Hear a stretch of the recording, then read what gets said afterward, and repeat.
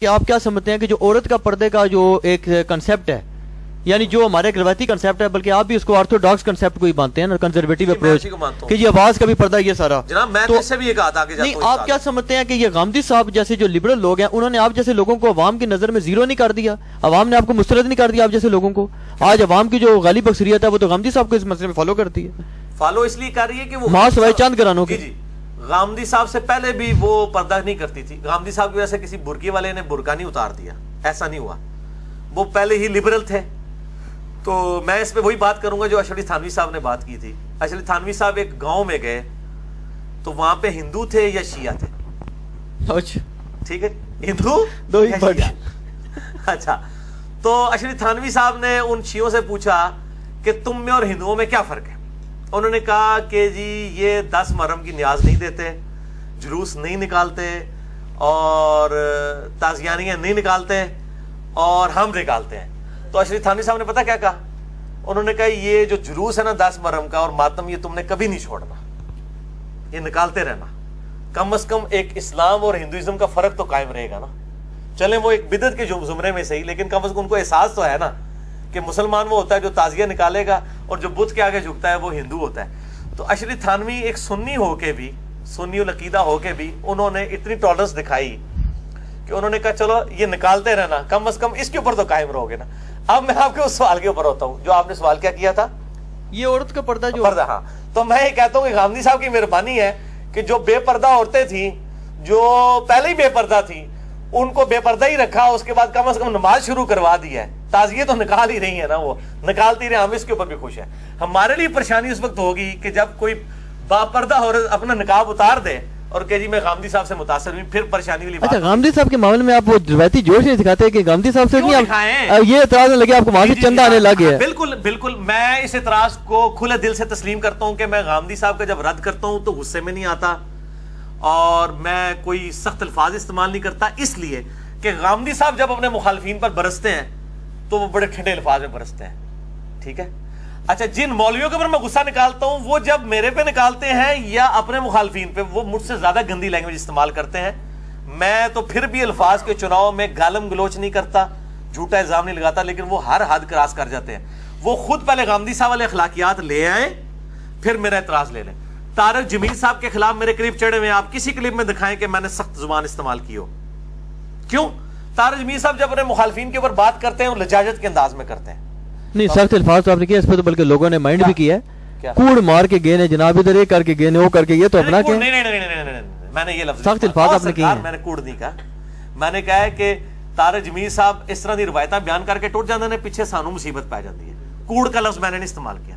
شاہ جی میں اپنے کلپ الحمدللہ بار بار سنتا ہوں، میں نے لفظ یہ استعمال نہیں کیا۔ اچھا مجھے غلطی لگی ہے آپ۔ اچھا، اگر میں نے کوڑ بھی بول دیا نا تو ٹھیک بولا، آپ اتنا نہیں یہ بھی ٹھیک ہے، کیونکہ جھوٹی روایت ہے۔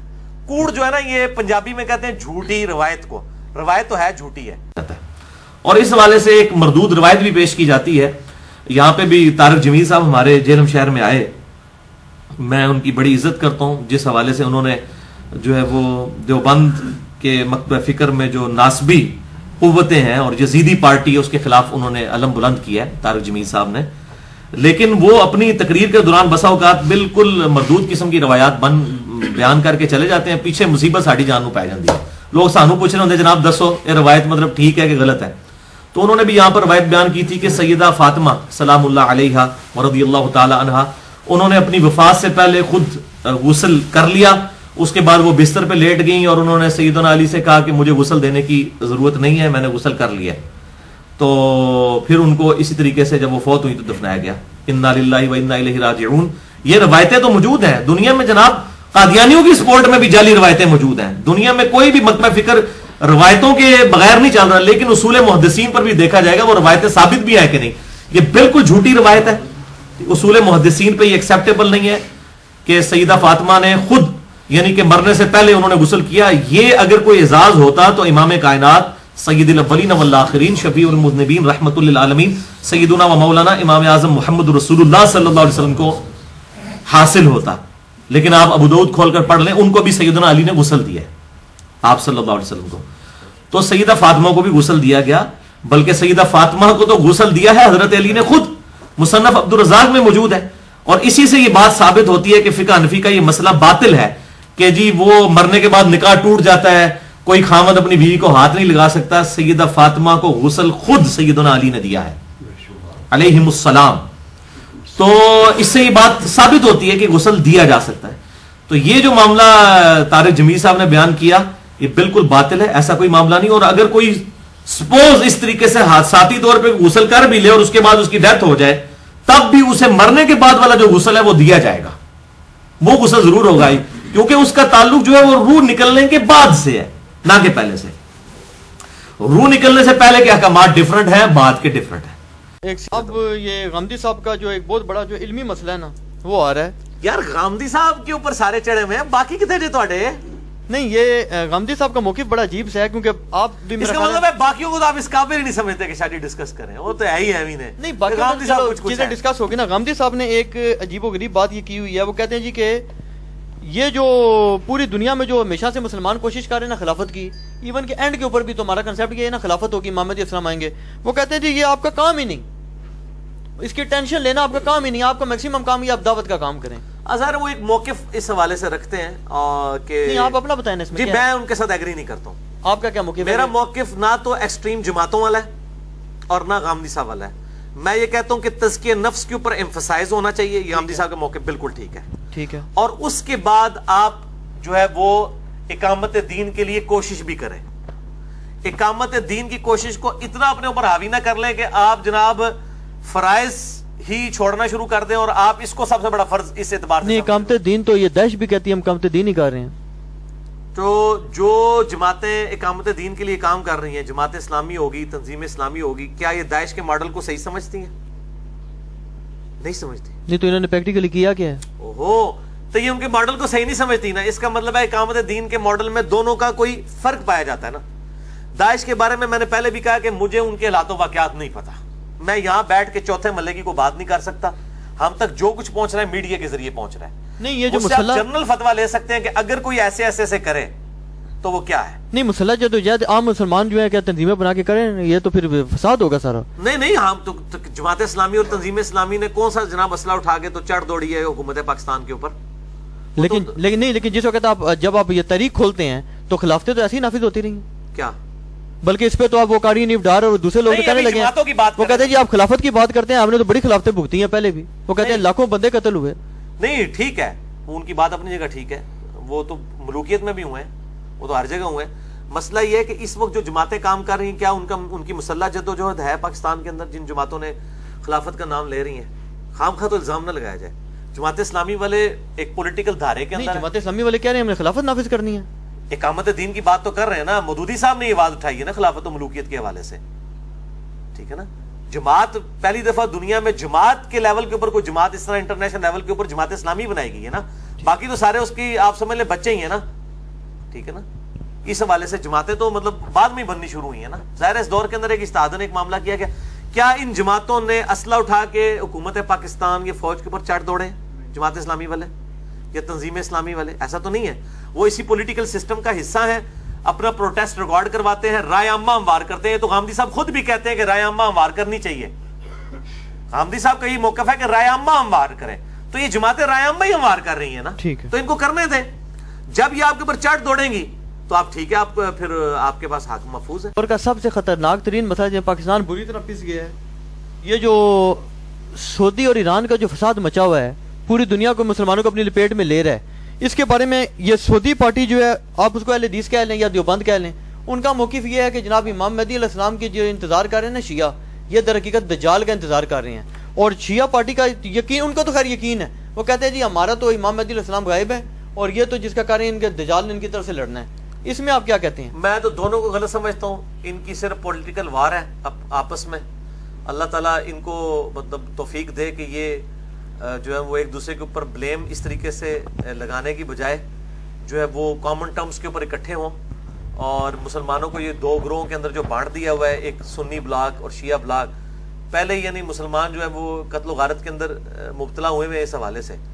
اب اگر یہ ساری بات کر رہے ہیں تو اب یہ جو داعش والے ہیں وہ بھی تو سعودیہ کی پیداوار ہے نا. تو سعودی والے ان کو کیوں نہیں گلے سے لگا لیتے؟ اس وقت تک گلے سے لگایا تھا جب تک وہ سعودیہ کی حکومت کے لیے چیلنجنگ نہیں تھے. جب ان کو چیلنج کرنے سے ان کہنے لگے یہ خوارج ہیں، اور امام کعبہ سے خطبے پڑھوانے لگے. جب یہ بنا رہے تھے اس وقت نہیں تھا ان کو پتا کہ یہ خوارج ہم بنا رہے ہیں. تو یہ سب کے اپنے ذاتی مفادات ہیں. میں تو نہ سعودیہ کو صحیح سمجھتا ہوں اور نہ ایران کو صحیح سمجھتا ہوں ان مسئلوں کے اندر جس کے اندر یہ مسلمانوں کے اندر تفریق ڈال رہے ہیں. دو سوال ان کو کمبائن کر لیتا ہوں. ایک تو یہ بتائیں کہ یہ جو جمہوری نظام ہے اور اسلام ہے، بعض لوگ کہتے ہیں جمہوریت نیرا کھلا کفر ہے، یہ کھلا کفر ہے، ووٹ ڈالنا بھی کفر ہے. اور دوسرا یہ جو جماعت اسلامی ہے، اس کی جو مولانا مودودی کا جو فیصلہ تھا کہ اس میں آئے، اس پہ سنے بڑے بڑے لوگ اس سے الگ ہوئے. اور بعض لوگ یہ کہتے ہیں جی کہ مولانا مودودی جو تھے کھلے پاکستان کے مخالف تھے. بعض کہتے ہیں نہیں یہ جھوٹ ہے، تحریک کا سب سے بڑا جھوٹ ہے. نہیں، پہلے مخالف تھے، بعد میں ساتھ ہو گئے. نہیں پہلے تھے مخالف. ہاں مخالف تو بعض لوگ کہتے ہیں یہ بہت بڑا جھوٹ ہے تحریک کا. نہیں، مخالفت تو ان کی تھی. وہ اس طرح کی مخالفت نہیں تھی کہ پاکستان بننا نہیں چاہیے یا یہ نہیں ہونا چاہیے. ان کو خدشات تھے کہ جو یہاں پہ مسلمان رہ جائیں گے ان کا کون پرسان حال ہوگا. اور ان کی للہ یہ تھی کہ جب پاکستان بن گیا، ان کا ونس ٹھیک ہے یہ بن گیا ہے، تو اب ظاہر ہے کہ وہ پاکستان ہی ہجرت کر کے آگے تھے، یہیں رہے. تو وہ کوئی اس اعتبار سے ان کا کوئی مسئلہ نہیں ہے. اس طریقے سے تو کئی دیوبندی علماء تھے، حسین احمد مدنی اور باقی لوگ جو ہیں جو شروع میں مخالف تھے، بعد میں پھر وہ سسٹم کا حصہ بن گئے. اس میں کوئی ایسی بات تو نہیں تھی. تو یہ جمہوری نظام کفر ہے کہ نہیں؟ جمہوری نظام جس کو کفر کہا جاتا ہے، اس میں تو جو قانون ہے وہ اکثریت رائے سے بنایا جاتا ہے کہ یعنی اکثریت کہتی ہے کہ جی جو ہے وہ ہومو سیکچولیٹی جائز ہے تو وہ مان لیا جائے. تو یہ جمہوری نظام کفر ہے. اس طرح کا جمہوری نظام اگر حلال کے دائرے کے اندر ہو کہ مثلا میں نے افطاری میں آپ کو شکنجی پلانی ہے، روح افزا پلانا ہے، جامع شریف پلانا ہے، پیپسی پلانی ہے، دودھ سوڈا پلانا ہے، اس کے اندر ووٹنگ کر لیتے ہیں حلال کے دائرے کے اندر. تو وہ تو اللہ کے نبی بھی ووٹنگ ہی کرواتے تھے صلی اللہ علیہ وآلہ وسلم. غزوہ احد کے موقع پر آپ صلی اللہ علیہ وسلم کی قطعاً رائے نہیں تھی کہ باہر نکل کے لڑا جائے. یہ تو اکثریت نے فیصلہ دے دیا تو باہر نکلے تھے، اور بعد میں شکست بھی ہوئی، فتح شکست میں بدل گئی، حالات و واقعات ایسے ہو گئے. تو اکثریت کی رائے سے فیصلہ ہونا حلال کے دائرے کے اندر وہ اکثریت کی رائے سے ہی ہوگا.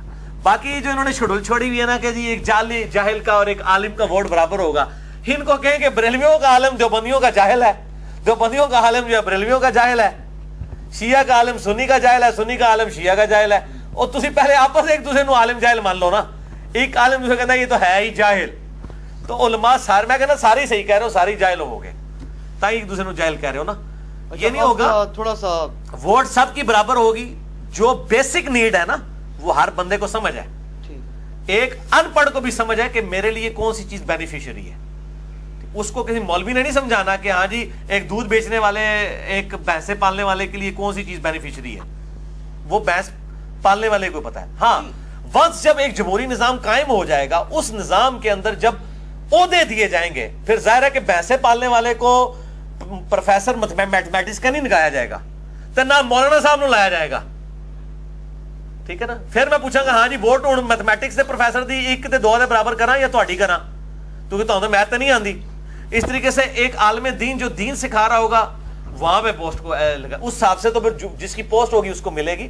ووٹنگ میں تو ظاہر ہے ایک جو ہے نا دودھ دہی والا کرنے والا ایک بندہ کہے گا جی میں گڈریا ہوں، اور انبیاء کی سنت جو ہے وہ بھیڑ بکریاں پالنا ہے. عالم دین جو ہے یہ تو ہمیشہ ہماری بھیڑ بکریوں کا دودھ ہی ہم سے مفت پہ جبراتوں پہ لے کے تو اپنا گزارا کر رہا ہے. میری ووٹ جو ہے عالم دین کے مقابلے میں 2 کے برابر ہونی چاہیے. تو دیو پھر 2 کے برابر کرو دی، پھر وہ دعویٰ صحیح ہے.